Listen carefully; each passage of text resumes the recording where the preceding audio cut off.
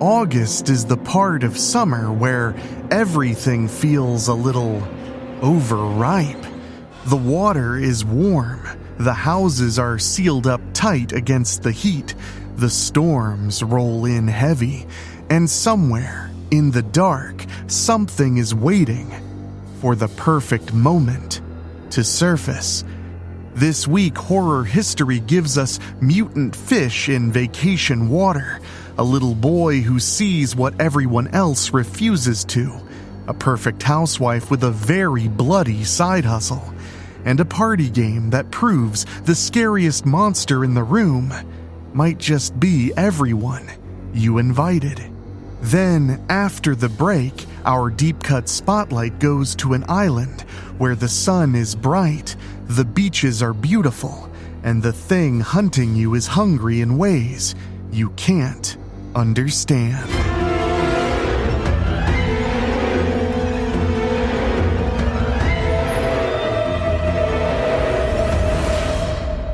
Welcome back to This Week in Horror History, your weekly time machine through the creepiest anniversaries in film, TV, books, comics, and games. I'm your host, Enrique Couto, and we're talking all about August 3rd through 9th. Coming up, Dante turns summer swimming into a military experiment panic. M. Night Shyamalan changes the ghost story forever. A Dark Horse comic gives us a mid-century housewife with killer instincts, and A24 traps a group of friends in a hurricane with paranoia, bad decisions, and a party game from hell.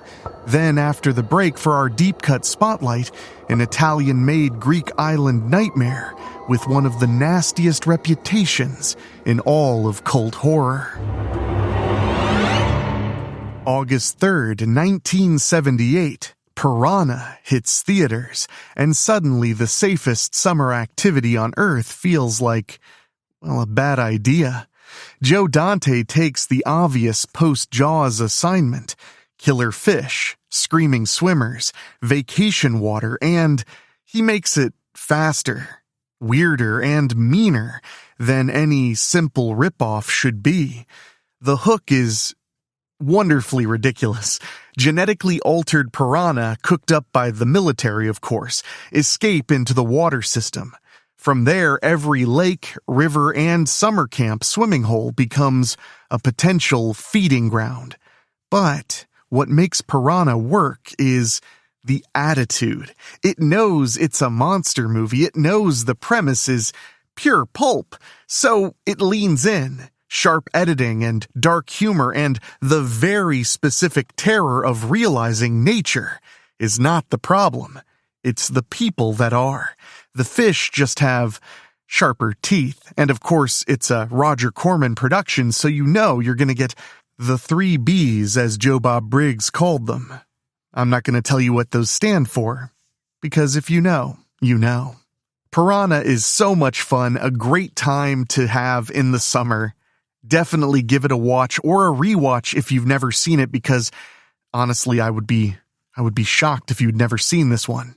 In a land of Jaws ripoffs, this is one of the best ones, and there are several really great Jaws ripoffs in my opinion. It's not hard to find because it's streaming free with ads on Tubi TV, Pluto TV, even on Fandango and Plex. You can watch it totally free with ads or catch it on the Peacock app with your subscription, and of course, you can rent or buy it at Prime Video, Apple TV, and Fandango at home if ads just aren't your thing. I get it, you don't want them to take a bite out of your good time.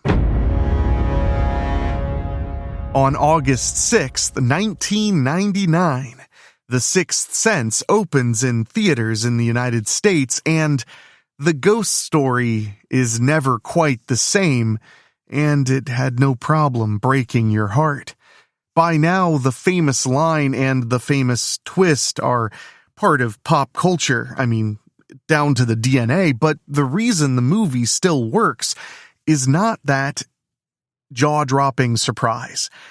It's the sadness of the film. Really, Haley Joel Osment plays Cole, a child surrounded by the dead and terrified to say it out loud. Bruce Willis plays the man trying to help him even as his own life feels strangely hollow. And M. Night Shyamalan builds the movie like a haunted house brick by brick where the scariest rooms are grief, loneliness, and all the things left unsaid.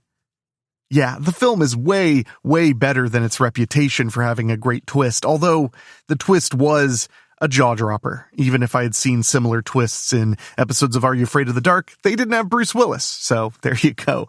The Sixth Sense is spooky, absolutely spooky, but its real power, I think, comes from empathy. It asks what happens when being haunted is not just a curse, but it's a responsibility. Sometimes the dead don't want to hurt you.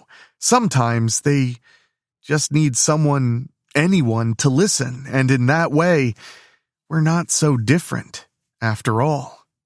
So if you want to give it a watch again, knowing what the big twist is, or if somehow you've avoided The Sixth Sense for like 3 decades, well, you should give it a watch. It is worth a revisit. I think M. Night Shyamalan gets unfairly maligned, and there's a reason this film made him a global phenomena and a household name. It's available to rent or buy at the usual suspects: Amazon Video, Apple TV, and of course, Fandango at home. So give it a watch and realize that you don't only feel startled and shocked, but also just kind of sad. But that's okay. August 3rd, 2016, Lady Killer #1 hits comic shops, and Domestic Perfection gets blood underneath its fingernails. Joëlle Jones brings back Josie Schuler, a stylish mother, flawless homemaker, and professional killer. The joke is sharp, but the horror edge is even sharper. The series takes the polished fantasy of mid-century domestic life, the perfect dress, the perfect kitchen, the perfect smile, and asks what might be hiding behind all of that performance. In Lady Killer, violence is not some stranger crashing into the home. It's already there, wearing gloves, making dinner, and cleaning up after itself. This is a great pick when it comes to comic books for horror movie lovers. It has the horror vibe, but also a pop art kind of grin. Murder is the design, and it's a very pretty place to hide a body. So if you want to give this one a read, it's available in the Lady Killer Library Edition and collected editions with digital and library copies available through participating ebook platforms and physical copies from comics retailers or resellers online. So basically, wherever you get comic books or ebooks, you should be able to find it. And make sure you wipe your shoes before you come in. She gets a little testy about her carpets. August 5th, 2022, Bodies arrives, and the murder mystery gets extremely online, almost chronically online. A group of rich, messy friends gather at a mansion during a hurricane. The power, of course, goes out, the phones become less than useful, and a party game turns into panic. Suddenly, everyone is accusing everyone else, not just of murder, but of being toxic, fake, selfish, performative, manipulative, basically every modern buzzword for a bad or nightmare friendship, but with a body count attached. And what makes Bodies a blast is that it understands slasher tension, and it has a really good grip on kind of Gen Z social anxiety. The killer might be in the house, but the real dread is realizing every argument has been waiting for years to happen. It's sharp, chaotic, funny, and nasty, exactly the way being storm-trapped with a bunch of friends that aren't really your friends would be. This film was horribly underrated when it came out in the theaters. I saw it opening week I had a blast with it. It was funny, it was sharp, it was sardonic, it was everything you would want from a horror film with a lot of really dark humor. And it really skewered Gen Z. Sorry guys, this film came right for you. And I was there for it. I went and saw it again 2 weeks later with a friend. I bought it on Blu-ray. I really love this one, and if you haven't seen it, give it a chance. You never know. You just might like it. You can watch it included with your Hulu subscription or rent and or buy it on Amazon Video, Apple TV, and Fandango at home.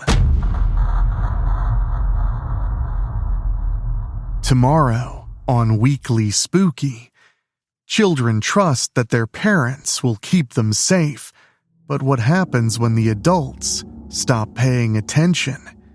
In Let Down by Morgan Moore, a 6-year-old girl watches her family slowly fall apart. Her mother is sick.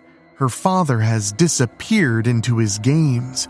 The cupboards are nearly empty, and her baby brother won't stop crying. She can't call for help.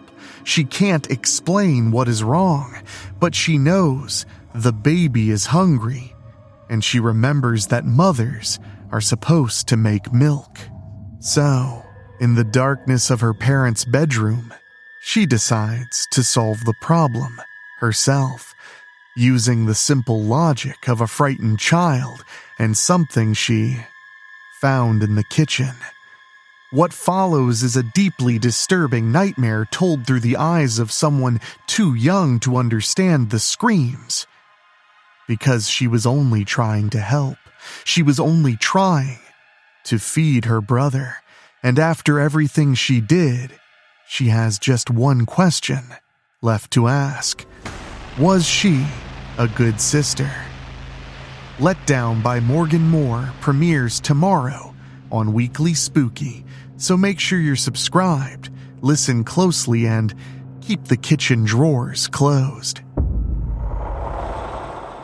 Okay, Spookies, time for a quick breather, but when we come back, we're headed to August 9th, 1980, for an Italian cult horror nightmare where the island is gorgeous, the locals are gone, and whatever's left is not interested in being rescued.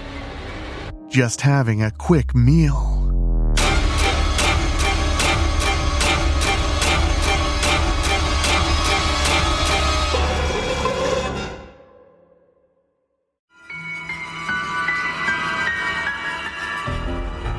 We're back, my spookies, so let's sink our teeth into it. On August 9th, 1980, Antropophagus releases in Italy and earns the kind of cult reputation that usually comes with a warning label. Directed by the infamous Joe D'Amato, the film is also known internationally as The Grim Reaper, and it belongs to that grimy era of Italian horror where any travel itself feels cursed.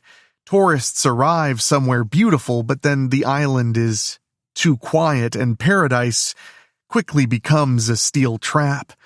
The story follows visitors who land on a seemingly abandoned Greek island and discover that something monstrous has happened there. The horror is in no way polished, in no way elegant. It's sun-bleached and sweaty and cruel. The kind of film where every moment feels like your parents are going to walk in at any moment and go, "What the hell are you watching?" Antropophagus is infamous for its very extreme moments, and it's definitely not a cozy recommendation unless maybe you had the kind of childhood I did. But even then, I still find the film pretty reprehensible and gross. As a deep-cut spotlight, however, it is perfect because it captures a very specific corner of horror history, one that I have always been fascinated with. I was just watching a cheesy Lucio Fulci movie last night. The video store title that is kind of whispered about because someone's older sibling claimed that someone else watched it at a party and they totally Ralphed. It's not about what's on screen so much as the reputation, the cover art, the alternate titles, and that feeling that you found something forbidden, because in America it was just whispers, but in other countries it was legitimately banned. I'm looking at you, England. That's the very special power with Antropophagus. It's a horror film and a forbidden fruit. It's ugly, excessive, and unforgettable, but only if you have the stomach for it. And I'm going to tell you right now, if you're not sure, you probably haven't seen enough Italian horror movies to want to challenge yourself to this one. Maybe try something a little more mild, like Lucio Fulci's Zombie. Yeah, I would call it somewhat mild compared to Antropophagus. Now, if you want to watch it free with ads, and why wouldn't you? You can check it out at Fandango at Home. They have it free with ads, or of course you can rent and or buy it on Amazon Video, Apple TV, or the aforementioned Fandango at Home, but maybe watch it on an empty stomach. Just trust me on that one.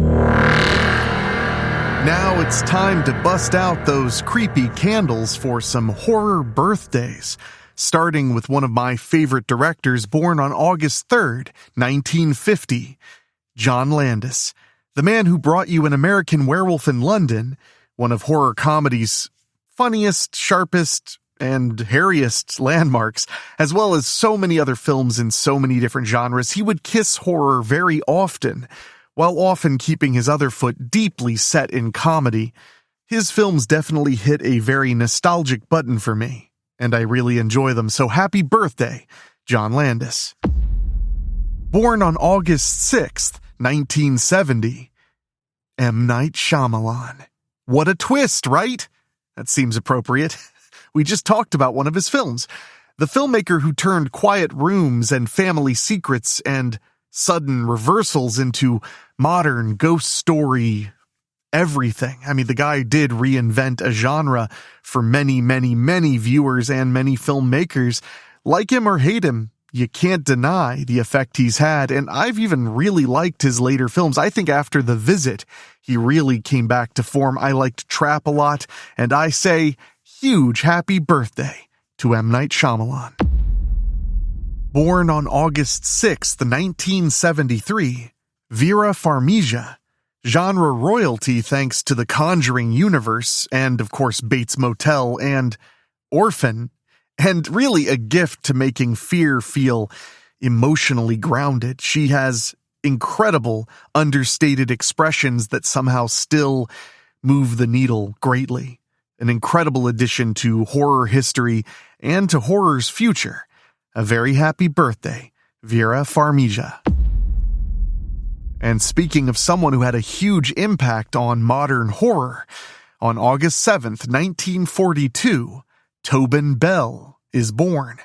The voice, presence, and unnerving moral gravity behind Jigsaw in the Saw franchise. And I know some people think those films are just torture for the sake of torture, and they're not entirely wrong, but that first Saw film is really inventive, had an incredible twist that would make M. Night Shyamalan very proud, and the sequels are so inventive.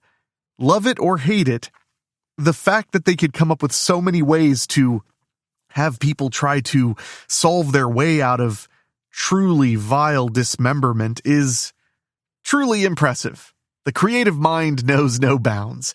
A very happy birthday, Tobin Bell.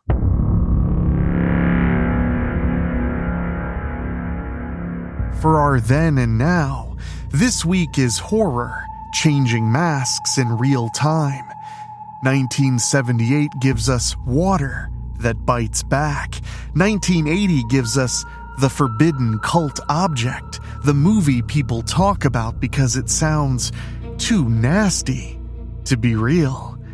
1999 gives us The Ghost Story as an emotional confession. 2016 gives us horror in comic panels, all clean lines and dirty work. And 2022 gives us the modern slasher as a meltdown in a group chat. Everyone trapped, everyone suspicious, everyone absolutely making it worse. And finally, for our weekly recommendation, we're heading back to August 9th, 1959 for a classic, when The Bat was released in the United States. If you want something to watch that's spooky, classic, and wonderfully old dark house, you gotta put The Bat in your queue.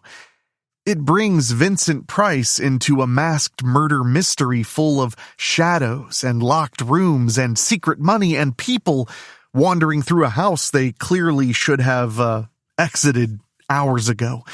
It's not the most bombastic horror film of this week, and it's for that reason that it fits perfectly in this recommendation. After Mutant Piranha, Cult Cannibal Horror, and Hurricane Party Paranoia, say that 5 times fast, The Bat feels like slipping into a creaky armchair next to a thunderstorm. I mean, come on, you get Vincent Price, you get a killer with clawed gloves, suspicion, trapdoors, screams in the night, and that cozy black and white feeling where every hallway looks like it was built for someone to appear at the end of it. It's classic comfort horror, spooky without being punishing, stylish without being too stuffy, and perfect for a late summer night when you want the lights low and the windows dark, although I like my black and white films on Sunday mornings, if I had my choice. As far as where to watch The Bat, if you've never seen it before, you're going to enjoy it, and if you've seen it before, well, like I said, it'll be a big bowl of chicken noodle soup for your horror soul. It's streaming free with ads at Roku Channel, Pluto TV, Tubi, and Fawsome. And of course, you can rent or buy it on Amazon Prime Video, Apple TV, and Fandango at home. Well, my spookies, that was your trip through August 3rd to August 9th in horror history. Make sure to stick around tomorrow, Wednesday, for a fresh horror story waiting just for you at WeeklySpooky, and on Thursday, something thrilling as I bring you Thursday Thrills, where we talk about whatever is chillingly permeating through the horror world to make sure you don't fall behind. And of course, I'll be right back here next Tuesday bringing you another creepy calendar to dig through. So until next time, remember, our days are numbered, because that's how we tell them apart. See you next week.